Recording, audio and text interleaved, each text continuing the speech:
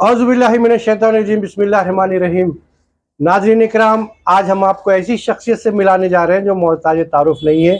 सभी जानते हैं, हैदराबाद नहीं बल्कि सारी दुनिया में जो सोशल मीडिया के बारे में खुलकर बोलते हैं और खुलकर अपील करते हैं। इन्होंने ये खिताब दिया था, इनका नाम है वजाद अली खान, जो खिताब दिया था 2018 के इलेक्शन में। जो सोशल मीडिया इस वक्त है वो नौजवानों की उम्र के हिसाब से, जिसकी उम्र 20 से 40 साल है, वो है सोशल मीडिया का एक्टिव मेंबर।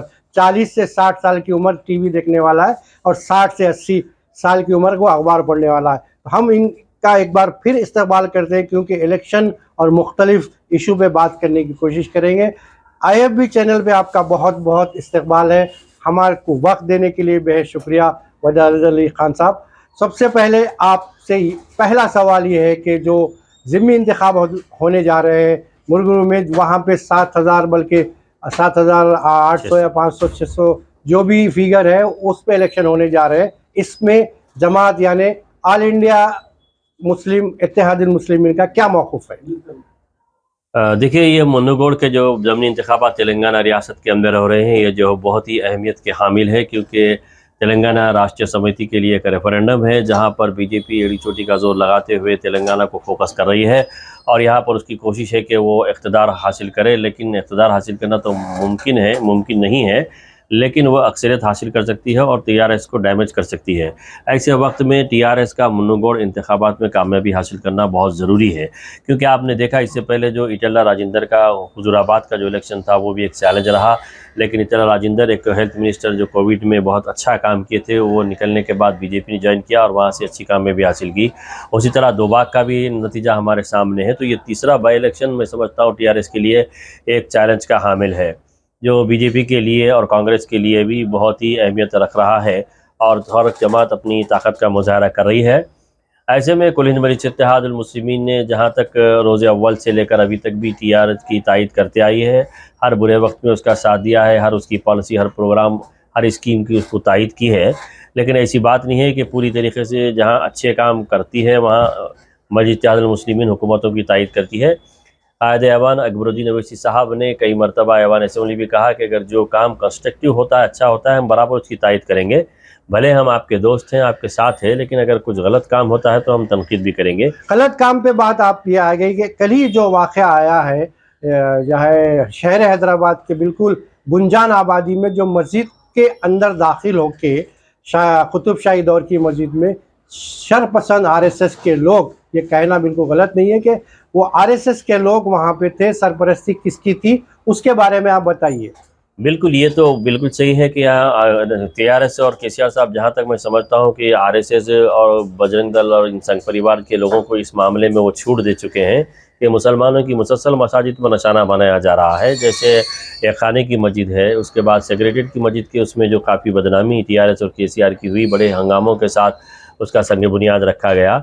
फिर आशुर खानों की शहादत है, मस्जिद नूर की शहादत है, फिर उसके बाद ये कुतुब शाही मस्जिद की शहादत है, मुसलसल मदारिस पर हमले, ये जो मजहबी डायरेक्ट रास अटैक किया जा रहा है, ये TRS के लिए कुछ अच्छे संकेत नहीं है।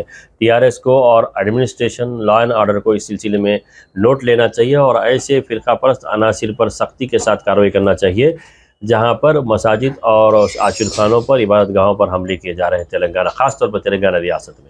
खान साहब, एक आपको 2.5 साल लगभग हो चुका है, वो बात हम आपकी याद दिलाना चाहेंगे, क्योंकि अवाम का काफ़ी इस पे जो है काफ़ी तादाद में कमेंट्स भी आए हैं। लोग हम ये जानना चाह रहे हैं कि आपने जो 2.5 साल पहले जो निशानदगी की थी कि TRS और MIM में जो है दरार की, डबीलपुरा बाई इलेक्शन कॉरपोरेटर का था, वो अब समझ में आ रहा है। जिस तरह हमने देखा दूध और मलाई का वाक़या सुना, तो इसके बारे में जो आपकी तकारीर ही हम आप इसको दूसरे ज़रिए से भी दिखाने की कोशिश करेंगे, तो उसके बारे में बताइए आप। जी हाँ, दबीरपुरे का जो बाई इलेक्शन था उसमें मैंने जब कहा था, जब हालात कुछ अलग थे, जैसे कि निज़ामाबाद के अंदर फसाद हो गया था, भैंसा जल रहा था, उस वक्त सेक्रेटेरिएट की मसाजिद का मसला था और भी मसाजिद के ऊपर हमले थे। जिस तरीके से TRS स्कॉलरशिप मुसलमानों को रोक चुकी थी, वक्फ बोर्ड के इजाज़तों पर कब्ज़े, उसको कमिश्नरेट का दर्जा देने के उस पर अमल आवारी नहीं हुई थी वादे पर, और 12% रिजर्वेशन का भी नहीं हुआ था। तो तमाम चीज़ें हमारे जहन में थी और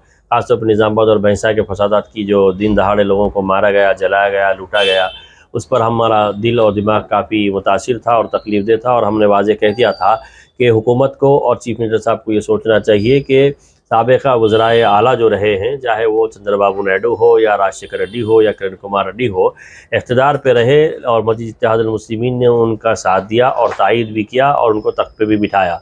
सालार मोहतरम मरहूम सदर अल्लाह सुल्तान सलाहुद्दीन अहमद साहब हमेशा कहा करते थे कि हम तख्त पर बिठाना भी जानते हैं, तख्त पर लिटाना भी जानते हैं।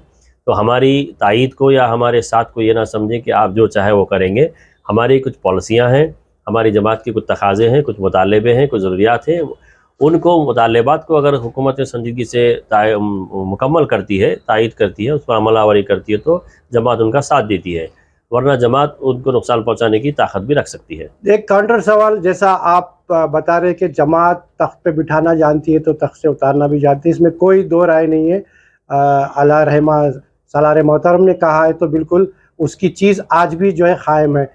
लेकिन जो मसाइल मुसलमानों के हैं जूं का तू है, चाहे वक्फ प्रॉपर्टी का मामला हो, ओवरसीज स्कीम का मामला हो, या फिर माइनॉरिटी फाइनेंस कॉरपोरेशन का मामला हो, उर्दू एकेडमी का मामला हो, किसी भी शोबे में देखिए ये हुकूमत पिछले 3-4 साल से जो बिल्कुल नज़ारत कर रही है, तो इसका कोई रिप्रेजेंटेशन जमात की तरफ से भी नहीं हो रहा है। इसलिए काउंटर सवाल मैंने आपसे कहा कि देखिए हर मामले में मजलिस बेकाब होके जो है, बेकाबू होके या भी किसी दबाव में होके जाके रिप्रेजेंटेशन दिया जाता है। लेकिन इस मरतबा हम देख रहे हैं कि कोई इसका पुरसाने हाल नहीं है, ख़ास तौर से माइनॉरिटी वेलफेयर डिपार्टमेंट का। हमें ऐसा लगता है कि 2023 और 24 के इलेक्शन के बाद माइनॉरिटी वेलफेयर डिपार्टमेंट और मिनिस्ट्री ख़त्म होने का ख़तरा नज़र आ रहा है। तो बताइए। जी, ये बिल्कुल सही है, लेकिन ये बात मैं आपकी वो करूँगा कि जो ऐवान असम्बली के अंदर कायद ऐवान जनाब अकबरुद्दीन अवैसी साहब प्रो लीडर ने बराबर बरहमी का इज़हार किया है, और हर वक्त वो वक्फ बोर्ड के मसाइल को उठाते रहे, उर्दू के मसाइल को उठाते रहे, Setwin Quli Qutub Shah urban development authority के, माइनॉरिटी बजट के, ओवरसीज स्कॉलरशिप के लिए, दायरतुल मारूफ के लिए, अनीसुल गुरबा के लिए, इस्लामिक सेंटर के लिए, बाबा शरफुद्दीन साहब रहमतुल्लाह अलैह की ज़मीन के हुसूल के लिए, जितने भी माइनॉरिटीज़ के मसाइल रहे हैं, चाहे वो सरकारी मुलाजमतों का मसला हो या उर्दू मीडियम स्कूल्स कॉलेजेस का मसला हो, फलकनुमा है, डिग्री कॉलेज है, जूनियर कॉलेज है, चंचलगुड़ा डिग्री और जूनियर कॉलेज है, गोलकुंडा किला डिग्री जूनियर कॉलेज है, उसके लिए जितने भी मुतालबा चामिनार यूनानी हॉस्पिटल है, इन तमाम चीज़ों को अकबरुद्दीन अवैसी साहब ने अहाता किया है और शदीद बरहमी का भी इन्होंने ऐवान असम्बली में इज़हार किया है। लेकिन सितमज़रफ़ी ये है कि जो लोगों को केसीआर गवर्नमेंट और केसीआर ने मुसलमानों को मुंतखब करके आला ओहदों पर बिठाया है, वो लोग संजीदा नहीं है, वो लोग अपैथी इख्तियार किए हुए हैं, यानी लैक ऑफ इंटरेस्ट, अपना इंटरेस्ट नहीं दिखा रहे हैं। उमर जलील साहब हो या फिर महमूद अली साहब जो डिप्टी चीफ मिनिस्टर भी रहे, होम मिनिस्टर भी रहे, उन्हीं की होम मिनिस्ट्री के अंदर आज क्या लॉ एंड ऑर्डर तेलंगाना के अंदर है, आप अच्छी तरह देख सकते हैं कि क्या उनके अंदर काबू है, क्या कमांड वो रखते हैं और क्या असर रसूख वो रखते हैं। तो उर्दू एकेडमी के अंदर भी जो चेयरमैन को लाके बिठाया गया, और ख़ुद आपके चैनल पे भी कई बार आपने उनके खुलेआम उनको पर्दा फाश किया है उनका, और कई खामियों को आपने पेश किया है। और उसके बाद फिर आप देख रहे हैं कि माइनॉरिटी फाइनेंस कॉरपोरेशन के अंदर अकबर हुसैन साहब की काबिलियत और सलाहियत है और क्या काम उन्होंने किया है। तो ऐसे नाहल नाकारा और कौम से मसाइल से नावाकिफ़ लोगों को ओहदों पर बिठाया जा रहा है, जिसकी वजह से अमलावरी नहीं हो रही है। तो इस पर नुमाइंदगी क्यों नहीं वजह साहब के? देखिए चेयरमैन पे कभी हम देखते थे राजशेखर रेड्डी के दौर में या और भी तो चीफ मिनिस्टर के दौर में, कि मजलिस का भी उसमें कहीं ना कहीं रोल होता था। इस मरतबा बिल्कुल नदारत रहा। नहीं, देखिए है ऐसा है, जो तेलंगाना एजुकेशन में 2002 से जब जो जिसमें मुसलमान साथ दिए थे, उनके पास भी काफ़ी बेरोज़गारी बढ़ चुकी है TRS के अंदर भी। जो मुसलमान काम किए, जो मुसलमानों के साथ दिया ज़िला में, उनके लिए भी कहीं ना कहीं उनको वो पोस्ट वगैरह देकर उनको एडजस्ट करना पड़ेगा, उनकी अपनी मजबूरी है। लेकिन हम तो हर ओहदा हर चीज़ तो हम हासिल नहीं कर सकते, लेकिन हम इक़्तिदार पे नहीं रहते हुए भी मसाइल को बनवा सकते हैं और बनवाने की सलाहियत रखते हैं, और एहतजाज भी कर रहे हैं। इंशाअल्लाह कामों में तकमील होगी। जैसे आप देख रहे हैं कि पुराने शहर में करोड़ रुपये के तरक्याती काम हो रहे हैं, जैसा 14 करोड़ के तरक्याती काम मंजूर हुए चामीनार हल्के में, 11 करोड़ के याकुतपुरे में, 13 करोड़ के कारवान हल्के असम्बली में मंजूर हुए हैं, जिसकी असदुद्दीन अवैसी साहब ने, अकबरुद्दीन अवैसी साहब ने इफ्तिदा किया और तख्तियाँ भी लगाए हैं। काम पेशरफ्त हो रहा है, और 2 रोज़ कबल अकबरुद्दीन साहब ने आला अहदेदारों से मिलकर पुराने शहर में मेट्रो रेल के ताल्लुक से भी मुतालबा किया है। एक आखिरी सवाल, इलेक्शन के टाइम में मेट्रो लाइन याद आती है नंबर 1। आखिर में हम आपसे बिल्कुल एक साफ इस पे छोटी वजाहत चाहेंगे, इसलिए कि आप जो सदर मोहतरम ने ऐलान किया کہ آپ جو ہے اب پریس کانفرنس کر سکتے ہیں، شہر ہو یا اضلاع ہو، کہیں بھی اپنے مسائل کو آگے لے کے آ سکتے ہیں.